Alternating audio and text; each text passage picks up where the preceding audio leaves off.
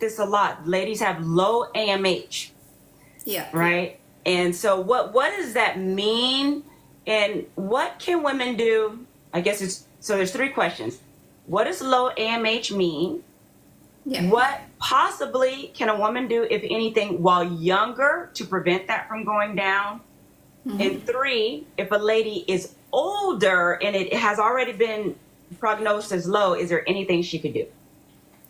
Yeah, so low AMH is one marker of fertility or egg health. Yes, so anti-Mullerian hormone, as it is generally called, it is released by the follicles, and of course, the lower the number of follicles, lower the release.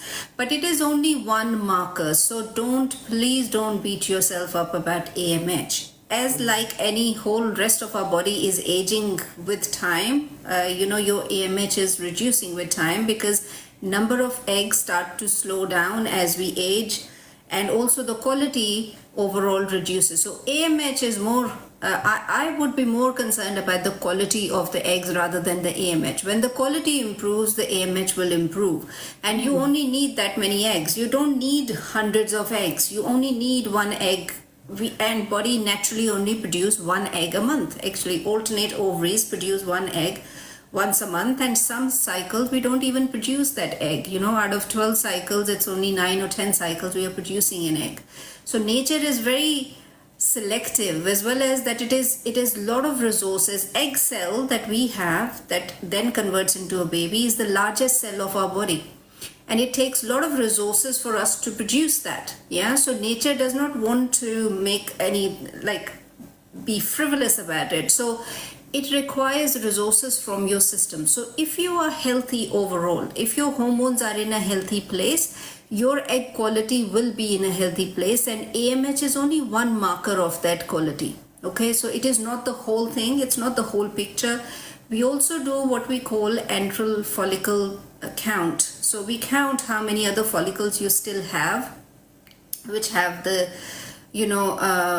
which will then turn into and will release the eggs. So we also look at that. That is a better number or indicator of your fertility as compared to AMH. Okay, but AMH has been so popular, and obviously it is checked. Oh, this is nice. And obviously it is checked so many times, and it should be checked like every other test, but don't think that that is the only thing that you need a lot of other things with it as well. And I think you were asking about, can we do something about it? We can certainly do something about it. We can always do something about our health, and the healthier we make our hormones, the healthier we are going to have, AMH. AMH improves, egg quality improves. I've seen it all the time with my patients. So it doesn't matter what age you are. That's great. So now I don't know if the subject of improving AMH is a herbal subject or not, but can we talk about obviously I know this requires consultation, right? But just generally speaking, what are some things a woman can do to improve her AMH? Yeah. So what we need is, for AMH, we need good uterine health. We need health of the uterus, we need health of the ovaries, and we need health of the tubes as well. We need all of those. Actually, your AMH will be pretty useless if your tubes are blocked. So you can have all the AMH in the world, but if tubes are blocked, no egg will be passing through the tubes, right? In which case we then need IVF. What can we do about it? It is first that we need to look at the nutrition. Okay, so we need good quality fat, is what I have seen changing the quality of the hormones, because we make all our hormones from fat. So good quality fat does not mean fried food. It does not mean KFC. It does not mean McDonald's. It means proper good quality fat, which is in the form of butter, ghee, fresh cream, those items that you are eating, which are avocados, because that's my favorite. Absolutely. Avocados is one of my favorites, and go to as well. So those animal-based or plant-based fat that we can have, And from that, we make cholesterol, and from cholesterol, we make hormones. So we need that in our system for our body to keep making those good hormones. That is where the quality is going to come from. Yeah. So it is it's a nutritional issue. Then we can use certain herbs which can work on the ovary, which can also help with the good liver cleansing, because liver is the one which is processing all the hormones. So if liver is stagnated, then we are not going to get any hormones being processed because there is stagnation, and we're going to have excessive amount of hormones in our system as well. Yeah. Wow. And if the gut health is compromised, say if you have inflamed gut, like IBS kind of situation, right? So you are losing a little bit more stool, sometimes it's constipated, sometimes it's looser. Your inflamed gut cannot absorb the nutrients that you require for your whole health. That means all those nutrients are going down the pan. Yeah, literally going down the pan.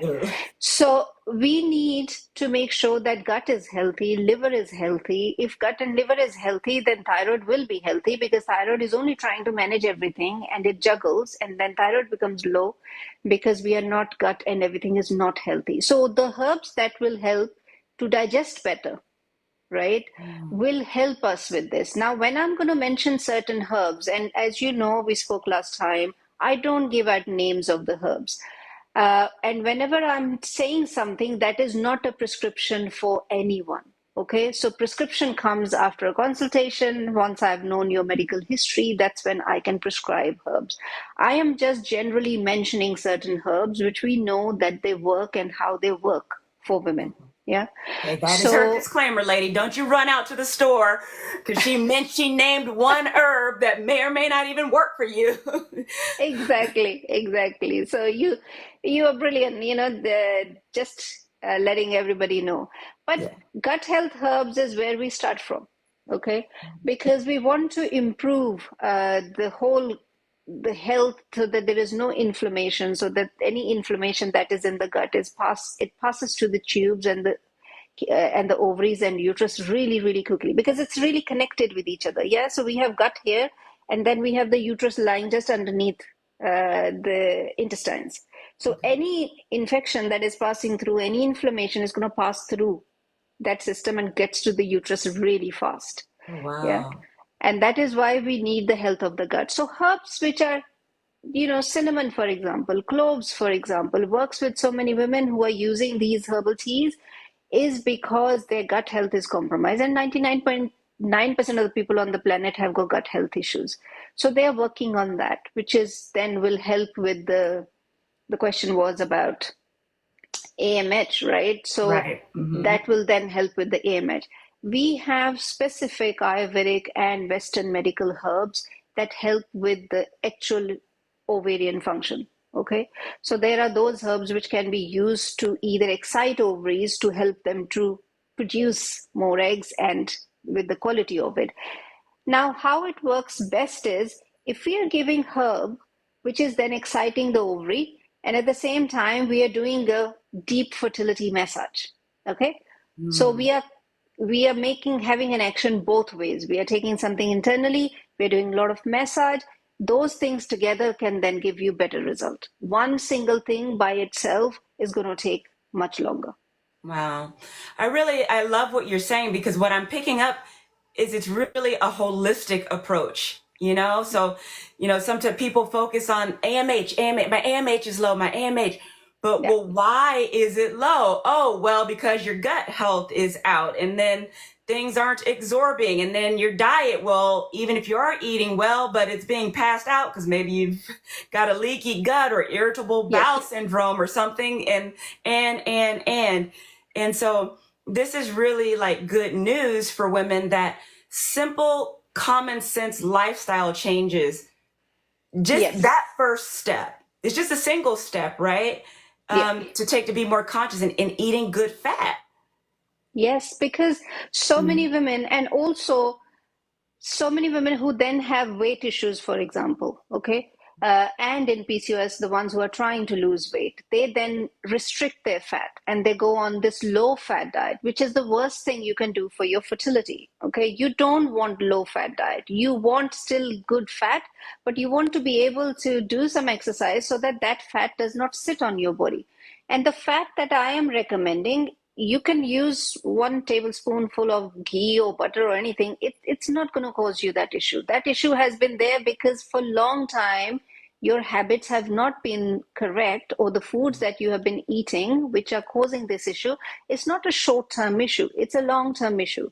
But for fertility, we need fats. It cannot function without fat. Same with men. Men's sperm quality improves when we give them good fats. Good fats. Good Yep. fats. This is fantastic. So I've seen there's some comments and questions rolling through. So let me just check, right, and see what we've got here. Yeah. So, okay, so Bubblegums, I think she's answered this by now. Bubblegums wants to know, can we improve the egg quality by herbs? Which one? And the answer, of course, I think the answer to that is yes, but by using herbs to fix other aspects of the body, as she mentioned, for example. Yeah. Yeah. So Pink Zebra is just chiming in saying that black currant seed oil helps tubes. So blackcurrant seed oil, or that is also very commonly used. And if you want to use it, how would you be using that? Explain to me so that I can tell you. For Yeah. anything which is tube related, and if you're trying to open your tubes, taking herbs internally along with doing deep abdominal massages, along with, if you can use then some herbal medication to insert vaginally, is what is going to then, because we need something localized, which can then take the infection away and open the tube and make it healthier. So Pink Zebra, how would you use it? Where is the question coming from? So I get a little bit more history. Okay. So Pink Zebra, you get to typing, and I'm going to add and get this lady here because this is near and dear to my heart. My Rev Goshen, I may be saying it wrong, but I had my first baby. I conceived her at 46, had her at 47. So I'm sensitive to her question. What do you suggest to 47-year-old woman? So she's asking, what do you suggest a 47-year-old woman do to try to conceive? Okay. So Mirav, I think we spoke about it last time with Chia, that what she already had been a really fit person, and that has probably worked in her favor. For most women, by the time we are 46, 47, or most people are not physically and mentally as fit. We are all aging and we may not be in the best of our health in those times. If you are, that's fantastic. That's the first step to start with, And I say, if you are 47 and you're trying to get pregnant naturally or with IVF, or then you're preparing and then you want to go for IVF, however you want to do it, you want to make 10 times the effort that you make, okay? Which means consistent food habits every single day, those consistent food habits. Then consistent habits of sleeping, consistent habits of intimacy, how you're connecting with each other, what is your mindset, and then taking herbal medicine. It cannot work on its own. Very, very few people like you. And again, if we have to look in your case, Chia, it is because you were healthy before, super healthy, right? That is how it is going to work for most people. And if you are not, because 40 plus, you are on a slippery slope of menopause, okay? And you're trying to row against that flow. So if you're going to row against any flow, you have to make so much more effort. And I always say 4 times, 5 times, 10 times the effort that you need to make. So take all the help that you can do, okay? Working on your diet, take help of nutritionist, naturopath, natural therapies, as many as you can do. If budget is not an issue, do as many as you can do. Take herbal medicines, keep taking them until you are pregnant, because that is where the nutrition is going to come from. And plus, of course, supplements as well. It is not just one single thing that you can. I really wish I had the answer that, okay, there is one single herb, you can take it and your worries will go and it's a miracle pill. It's not. We do need to do a lot more to be able to conceive, especially 45 plus. Right. And I can say for myself personally, because I conceived naturally and spontaneously. I wasn't trying, which is I think the biggest thing of my story, right? But I do Yeah. want to just validate what she's saying.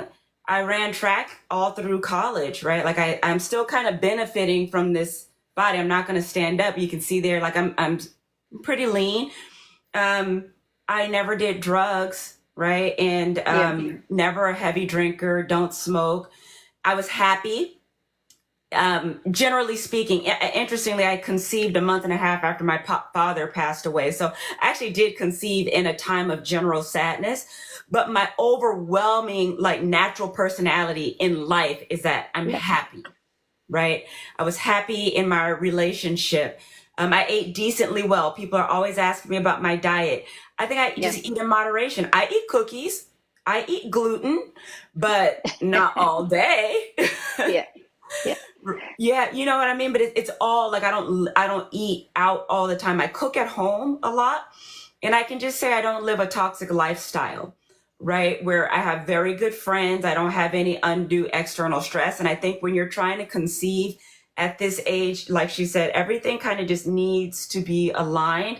And Yeah. I always say never omit the power of like faith and hope, Yeah. because my fiance and I, we talked about the what if of having a baby. We did discuss it because I was menstruating regularly. I had a regular period. And we just decided we were willing for it to happen. We made it a very no stress activity. Yeah. We just said, just no stress. Okay. And then that is how I wind up conceiving naturally at 46 and then going on to have a very healthy baby. Thank you so much. Hey, you guys, and I appreciate that gift. Thank you so much, Justice. That's awesome. And if you guys can take a moment, if you're appreciating this information and appreciating the time we're taking, please give this live a lot of love so that TikTok knows and continues to push it out, because this is where women are ruined. I am meeting so many women who want fertility advice. And here I have an Yeah. herbalist, a fertility specialist who is helping women conceive. Can we just let TikTok know? Can you just 10 seconds? I need you guys to wail away just hearts, hearts, hearts, hearts, hearts, hearts, hearts, hearts, hearts, please. Just so we know that this subject needs to be passed out to other women, okay? So I'm going to be going through your questions here, but you guys don't be lazy just looking at the screen. I need you guys to work that. Oh my gosh. Oh, okay. Pink Zebra is actually also, she's a naturopath and herbalist here in Clearwater. This is a friend of mine. So Okay. she was the one asking about the black currant. And she says, I use black currant seed oil capsules with my patients. This is Dr. Ann. And then she said, Pink Zebra, that's her again. Dr. Ann saying this is great advice. Naturopath to naturopath. She's a doctor of naturopaths. She's amazing. Oh gosh, that's great. Okay. So let me see. Questions. What is your opinion on, I don't know. I'm going to probably butcher how this is pronounced, but what Dr. Shilajit. How do you say it? Shilajit. Silajit. So what is your opinion on Silajit and ashwagandha when trying to conceive and during pregnancy? Well, you're going to have to tell at least me what is Silajit before we go. So Shilajit is a herbal mineral compound. It's actually it's like a resin. It's a very, very specific compound that we use in Ayurvedic medicine. It's a very strong anti-inflammatory that we use also for arthritis. And it is used for virility. A lot of men are using Shilajit. Shilajit is highly, highly warming, compound. I would not give Shilajit to my patients. Why? Because it's very heating. We don't want too much heat when we are trying to conceive. We want more moisture. We want a little bit more. We want heat, some heat, but we don't want excessive heat, because excessive heat, it ages us. Excessive heat will age your skin. Excessive heat will age your hair. Excessive heat will age your eggs. So we wanted to I keep live it. in excessive heat. You That see, I'm is why you got shining. I'm yes, inside with air conditioning and I'm still moist. It's Florida. Don't tell me that. exactly. I know. So that's why we got to keep it cool, right? Like in Ayurveda, we mentioned that your hair you should always wash in cold water, because if you wash in warm water or in hot water, so many people using hot water, it thins your hair. It makes it, you make more balding happens when you have more heat in your scalp. Yeah. Mm. So same way, we don't want to use Shilajit. I would not be using Shilajit, especially not during pregnancy. Ashwagandha, first 3 months, least amount of herbs. Shilajit, definitely no. And for those women where blood pressure is an issue, I would not be using Shilajit at all because it can increase your blood pressure. It's a very heating compound that we use. And ashwagandha is wonderful. Ashwagandha is a male herb. We use it to bulk up men. You know, it is traditionally used as a powder, which is then, or rather the root of the plant, which is boiled in milk, and we then drink that milk, or men used to drink that milk. And that is how it is traditionally used. But ashwagandha has got wonderful properties of calming your mind, so we do that. As long as there is a practitioner who is supervising you and you can go back and forth with that practitioner that you're using something, because during pregnancy is a highly volatile time, you know, and we don't know what can go wrong at what step. So we need to be very, very careful. And we don't want to have like randomized control trials on every single plant on the planet. We don't have them. And we don't want that because that's not how plants work. You know, it's a holistic world we are living in. But ashwagandha possibly can be used. I would not be using in the first trimester. It's only after if I need to. Shilajit, I would refrain away from using during pregnancy. Okay, that's fair. I feel like that's very comprehensive. So thank you very much. I'm just going to scrolling through. So Brandy Anderson says, so taking a shower with cooler water is better. I mean, I've definitely seen a lot of trends, mindset trends that involve taking cold morning showers. Yes, yes, yes. I've always washed my hair with cold water. Always. Winter or summer, doesn't matter what time. You need cooler as your scalp can bear. Obviously, you don't want it to freeze. Taking a cold plunge is a completely different thing. So Mm. also that I also recommend for your skin health to have cold showers. I take cold showers, completely Mm. cold during winter, summer, whatever the time, cold showers. But for scalp, cold shower in the UK is very cold. So Mm. in the winter, it's just slightly tepid water that you want to use, but definitely using cooler water for your skin is better for it. Oh, wow. That's really cool. So let me see. Brandy says, thank you. You're welcome. So we're talking about the hormone here. With Soy Mersol wants to know, how important is TSH when trying to conceive? So what is TSH, first of all? Thyroid stimulating hormone. So we are talking about the health of thyroid here when we are trying to conceive. And it is important because your thyroid is the one which maintains the metabolism of your body, right? By metabolism or your whole body system. So if we to maintain our body system, internal system, that is what thyroid is doing. Yeah, it's if something goes higher, if we are too hot, it makes you perspire so that you can cool down. If you're too cold, it makes you shiver so that you can warm up. That is the function of thyroid. And thyroid is required because it is required to maintain the balance in the balancing of hormones, right? And if your gut, again, as I mentioned earlier, if your gut is not healthy, your thyroid is going to have to work much harder, or any system which is not functioning very well, your thyroid is going to have to maintain that system. And that is when thyroid starts to give up. It's like, okay, I give up now. I can't function anymore because you are not sleeping well. You're not eating well. So it is highly important. That's why it's indicated so many times when women are trying to conceive, thyroid health comes up so many times, especially with PCOS. It is very, very directly linked because PCOS is a condition where thyroid is directly linked because thyroid is trying to get the body to move and for gut to function, but it's too slow to function, and that's why thyroid is functioning harder. So it's hugely important. Is the short answer. Yeah. Wow. Okay. Thank you for that. And that is another condition. I think I saw earlier somebody mentioning PCOS like way earlier. So from an herbal holistic perspective, what can women do about PCOS Oh when trying to wow. conceive too?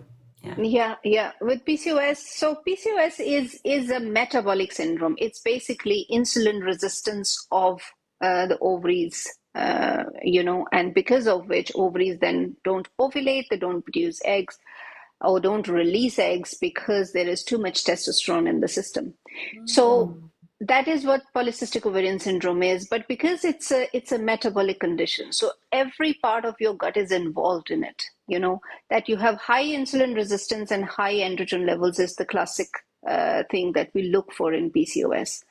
I'm And what sorry, we can need, you, just yeah. for the ladies here, I don't want to assume anything. Insulin resistance. So you have high insulin resistance, which can cause this condition. But what is insulin resistance? Because I hear that a lot, especially in like keto, right? Intermittent fasting. Yes. So insulin resistance is when your body is, so when you eat, your body releases insulin to digest that food. Okay. But when you keep eating, or when you overeat, or you're eating too much sugary foods, then your body is releasing insulin. But after a point, it's releasing too much insulin because you're eating too much, or there is too much in the system. I'm not saying that everybody who has PCOS is eating too much, but it is one of the things where insulin then is too much in your system and your cells become resistant to that insulin. Then they don't react to that insulin. And when insulin resistance is high, you can't lose weight, you can't sleep better, you have more mental health issues because your brain is not able to think clearly because there is too much sugar, which is because body is not digesting that sugar. Yeah. So that sugar then goes into your brain, and when sugar is in the brain, your brain cannot think straight. So Wow. that is what insulin resistance is. And the and Wow. But sorry, not only are you then possibly overweight and unhealthy, you literally can't think. yeah, yeah, it's Wow. yes, which is one of the things that PCOS patients mention, and also that they suffer from depression as well, because Mhm. one, that the condition is such and they're trying to lose weight, they're doing so many things and it's not working, so that in itself is depressive. But it is also causing your brain to dampen down. Too much sugar in any system is going to dampen down, right? And too much sugar in your brain is definitely going to slow your brain down. It's going to age your brain as well. So that's what insulin resistance does. And PCOS is a classic example of that insulin resistance. So, because this live is titled, the role of herbs in fertility and PCOS, so how do we tie these two subjects together? Yes, we can. I will mention what we should be doing with herbs. Yeah. So that we know how we can use herbs properly. Now, firstly, so the things that you're buying from a herbal counter or herbal shops or health food shops, yeah, all the capsules and stuff that you're buying, most of them do not have enough dose of that particular herb. Also, that those herbs that you're using, they take out one chemical out of that particular plant and using that, like St. John's wort. Okay, St. John's wort, it's very commonly used for depression, and they are only taking out one particular chemical out of that plant. So one plant, just imagine this, Chia. One plant, and especially if it's a big tree, has got thousands of chemicals. Okay, Mm. and how they work is they work in synergy with each other. That is why herbs don't cause that kind of reaction, because if one thing is exciting something, other thing will calm it down, and they work in synergy.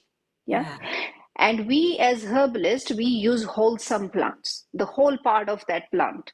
So the bottom line is, I don't want to go too technical, but the bottom line is, when you're buying something by yourself, first, that you are self-prescribing. You don't know how to use that herb. You don't know the side effects of that herb. You don't know whether it is going to contradict with any of your medicines that you're taking, even herbal teas. Okay.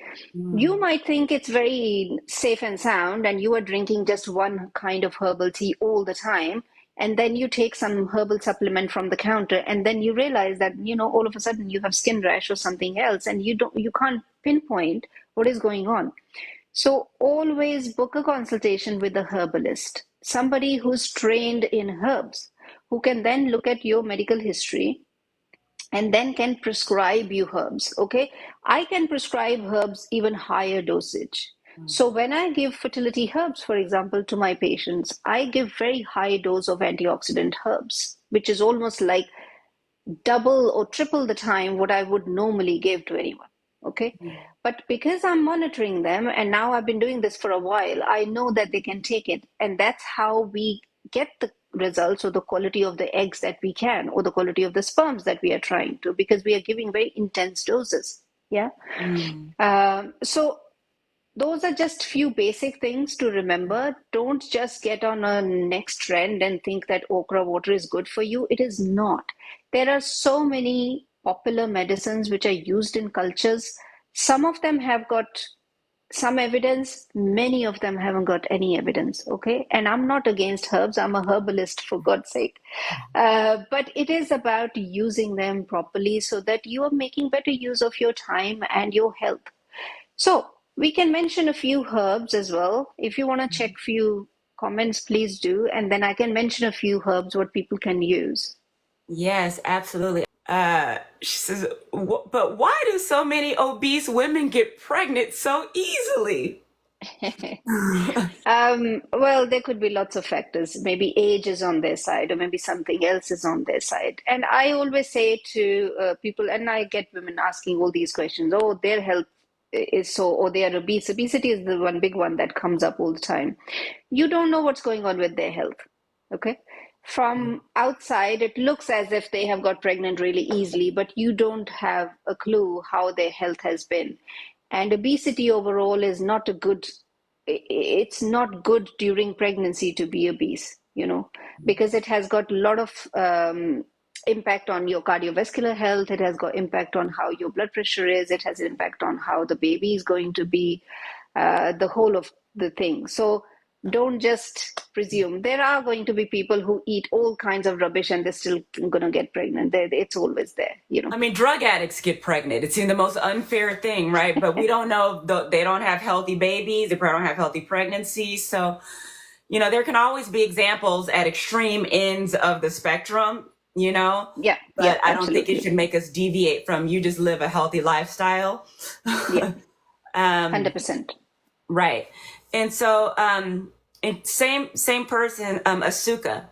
She says, I am so healthy and young, and my period is on, yet I don't get pregnant.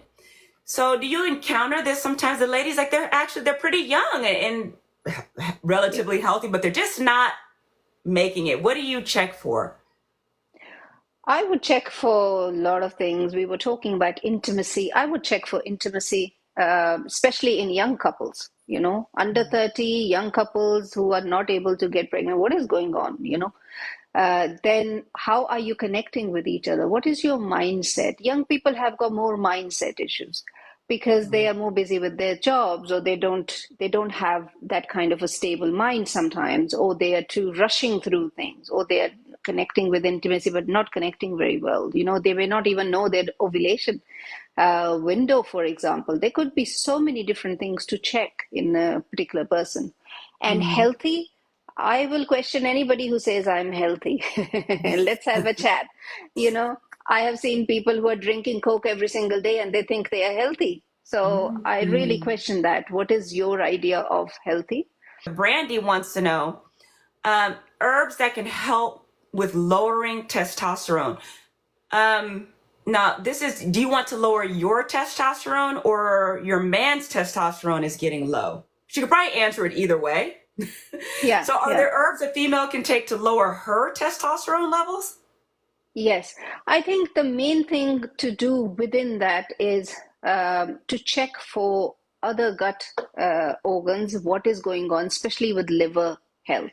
If most of the time it is the liver flushing that we need to do so that the testosterone can get out of your system more, as well as we need to check for what is called sex hormone binding globulin, which sometimes when that is lower, that means the free floating testosterone becomes higher in your blood. So there are few things that you have to check. But overall, as a natural practitioner, what I have seen, if you have a compromised gut, is when you're going to have more free floating testosterone in the system, which is then going to be picked up in a test. Okay. When your gut starts to function really well, you start to process that testosterone much, and it will also be eliminated, right? As Wow. well as then we also need to then look for what is the man doing, what is the woman doing overall, which is where is this high testosterone is coming from. Wow. But we can So, use herbs as well, yes. yeah. So I see like this is really a lot of things are coming back to the gut. Like that is a good target area. in this day and age, what are some of the most common gut issues you're seeing, you know, in your male and female patients? I think overall, constipation is a huge issue. We know this. This Mhm. is for most people. Also, not enough empty, not enough. So, not everybody who passes stools daily, your gut is still not properly fully empty. Okay. Mhm. So, if you are only passing stool, one stool a day, that means you may still have some low lying, what we call low lying inflammation in your gut, and you may not be even aware of that. A healthy Mhm. gut should pass two stools a day.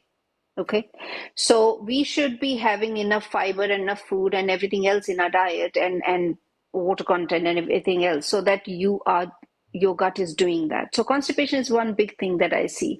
Second Mhm. is bloating, gas, which we see, and bloating and gas has been naturalized. It's like, oh, this is normal. It is natural. It is not normal or natural to have so much gas or Mhm. wind or burping or acid reflux, for example. These are very common scenarios, okay? But because people think they can take an antacid because they can take something else, it is a normal thing to do. It is not. So anybody who has, say, even once or twice a month they get a lot of gas, so that stomach is uncomfortable, then it Yeah. needs to be looked at, that how their microbiome is working, because eventually it is about microbiome, and microbiome can be checked. Your stools can be tested for microbiome, what is going on with that. Okay. um, and then liver, of course, we have got liver health, which is compromised for so many people. And how do we find liver health? Liver health is if you don't feel hungry, or if you feel excessively hungry. Those two things means that your liver is not very balanced. Either you are craving for things, so cravings also come from unbalanced gut. Yeah, a Okay. balanced gut should not crave for anything. It should be Mhm. normal, natural. Yeah, but if Yeah. you're craving salt or sugar or any particular kind of food, is when your hormones are not balanced, when your gut is not healthy and balanced, when your sugar levels are not in the within the range. So Wow. those are the few things. Okay, that's very, very good to know because I know a lot of these things are normalized, especially here in America. You know, people don't realize that, wow, you know, a bowel movement once a week, not good. Once a day, not even enough, you know?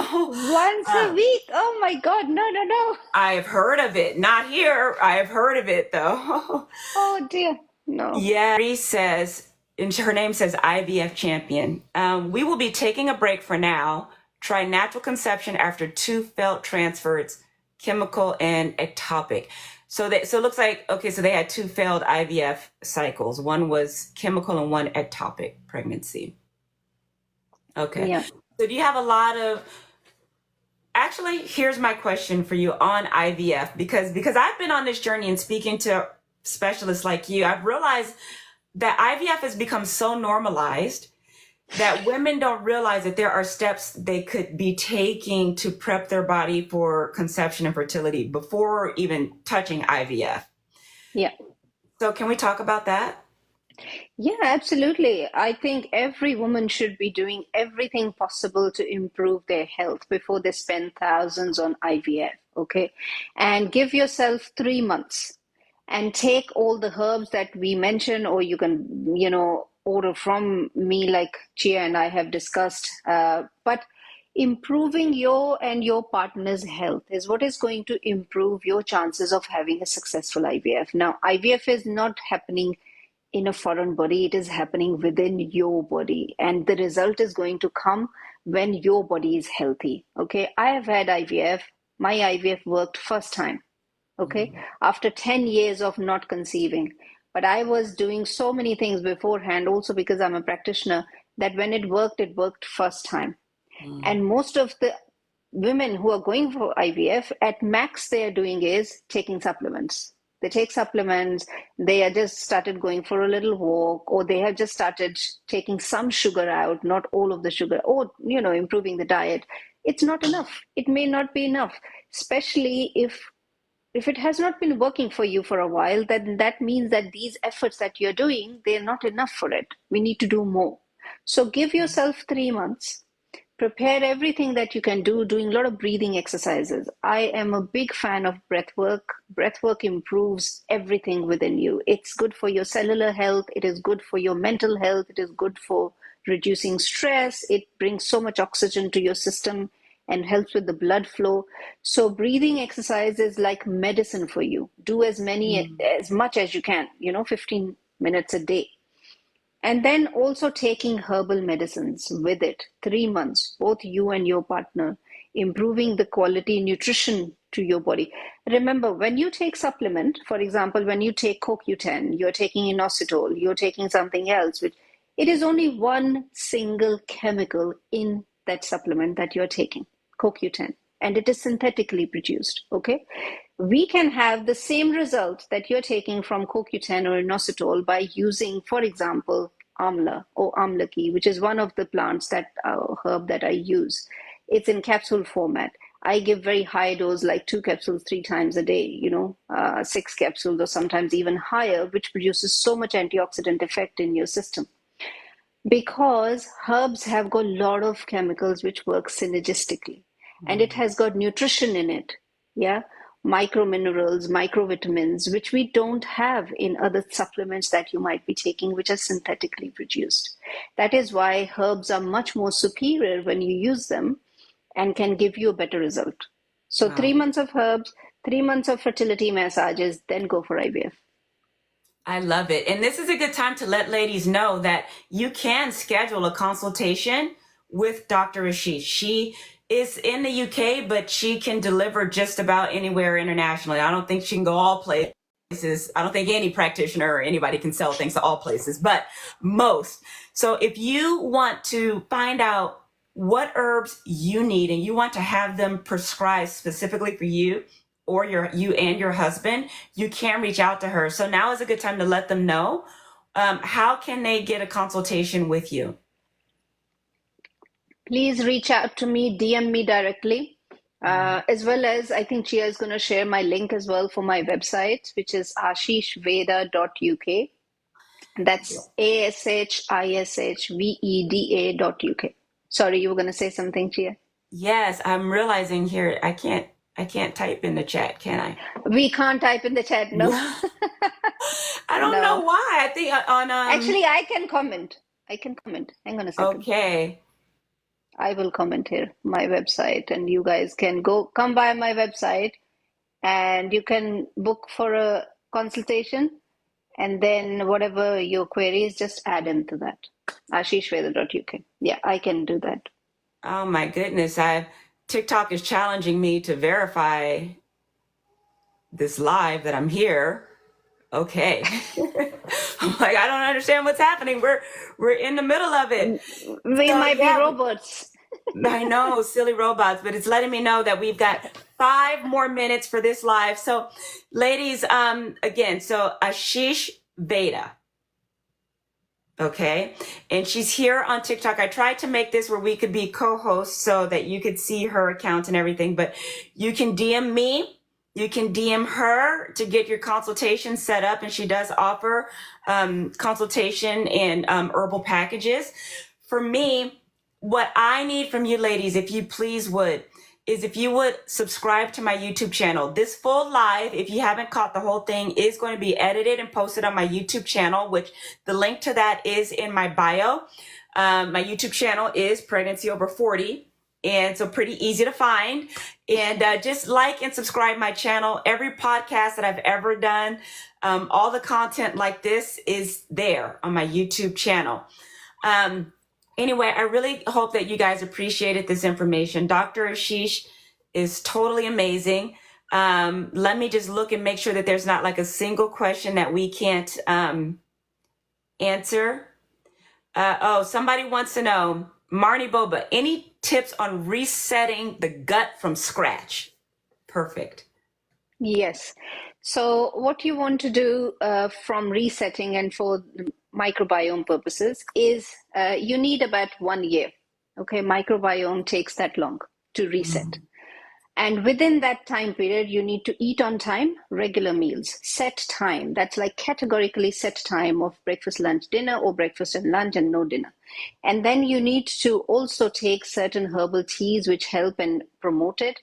Pre-probiotics, which is in the form of either you can take just yogurt, a spoonful of yogurt daily, you can keep taking it, and that helps to get the good bacteria that we want, as well as many different plants and vegetables that you can eat from the normal source and also from the sea.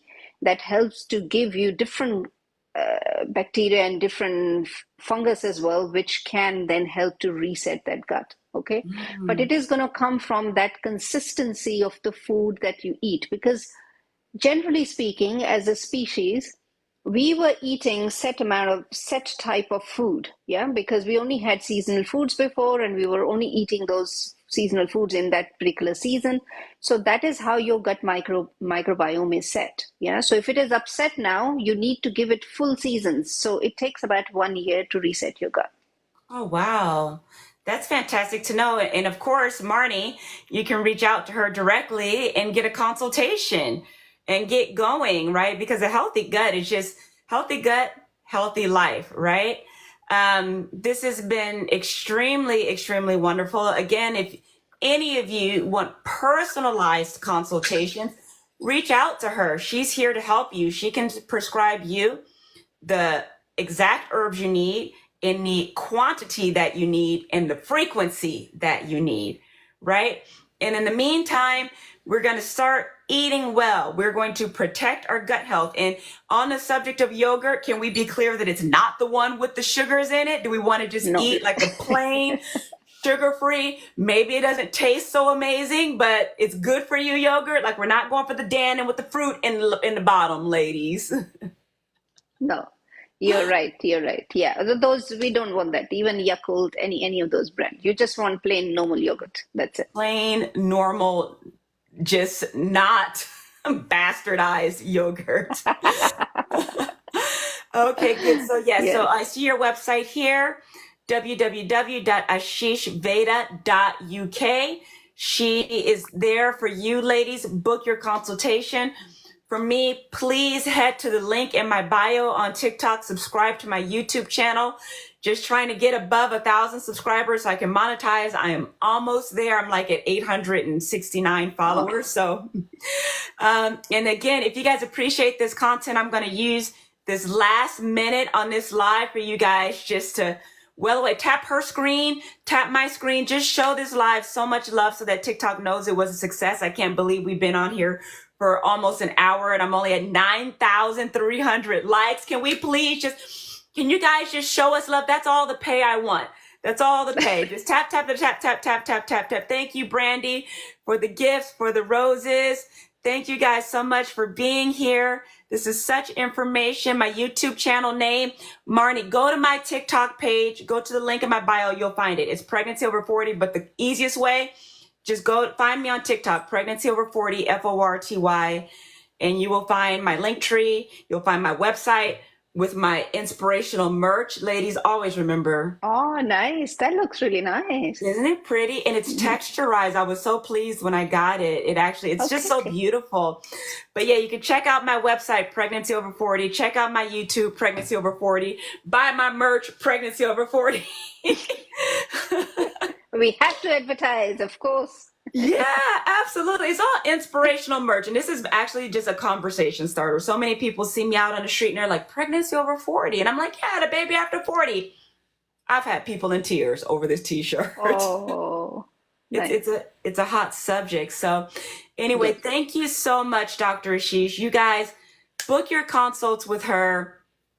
Find out what herbs, what gut cleanse, what gut health for you and your man. We probably could have spent a little bit more time talking about him.